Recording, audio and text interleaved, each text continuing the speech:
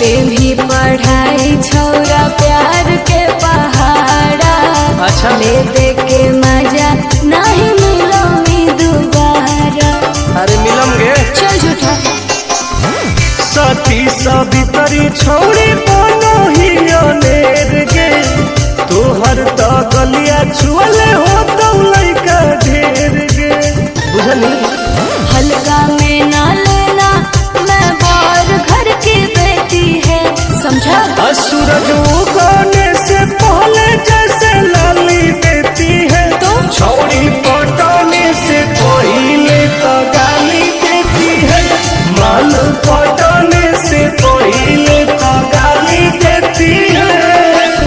देगी ही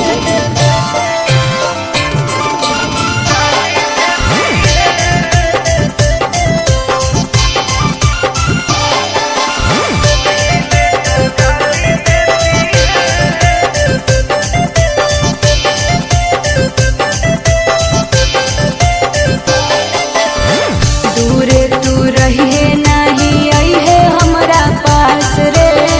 जिंदगी तू नाश कर में आनंद प्रकाश रे। विश्वास कले ना कर ओई बहु अपना पावर में तो घट जैतौ घाटाना। तुम के नहीं जानो हो ही रहो हो कोई पटना। मैं क्या करूँ यदि हमको दोगे दाव तो मैं भाव नहीं लेती है। अरे बात में चटेला लाली देती है। छौड़ी पटाने से पहले तो गाली देती है। माल पटाने से पहले तो गाली देती है। लड़कियां ऐसे ही पहले गाली देती है। अच्छा।